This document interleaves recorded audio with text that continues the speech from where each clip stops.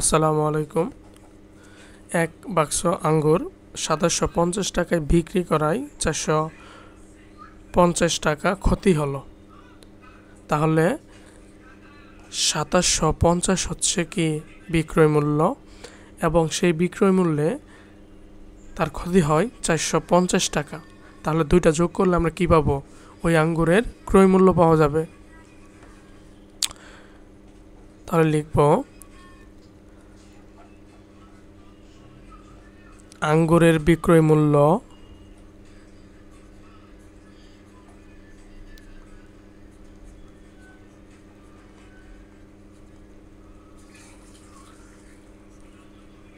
সমান ২৭৫০ টাকা।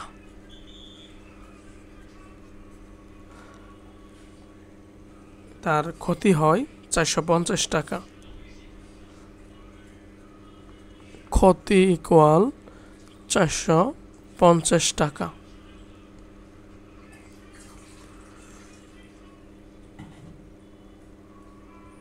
আচ্ছা, এখন আমরা এই বিক্রয় মূল্য এবং ক্ষতি যোগ করে আমরা পাবো হলো তার ক্রয় মূল্য, সে কত টাকায় আঙুরগুলা কিনছিল, পাবো হলো কি ক্রয় মূল্য। ঠিক আছে। আচ্ছা,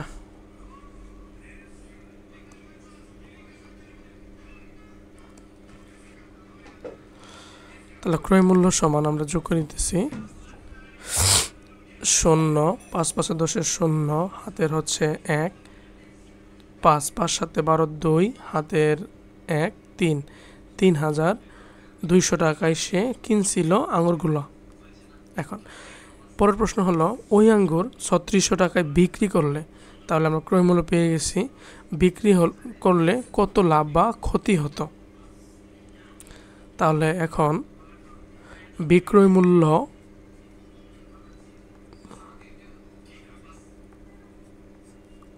হতে হবে ৩৬০০ টাকা, এবং আমরা পেয়ে গেলাম ক্রয় মূল্য হচ্ছে ৩২০০ টাকা। এখানে বিক্রয় মূল্য বেশি, ক্রয় মূল্য কম, তাই লাভ হবে। লাভ কত টাকা হবে? ৪০০ টাকা। লাভ ইকুয়াল ৪০০ টাকা। তাহলে বলছে যে ওই আঙ্গুর ৩৬০০ টাকা বিক্রি করলে কত লাভ বা ক্ষতি হবে? তাহলে উত্তর হবে লাভ ৪০০ টাকা।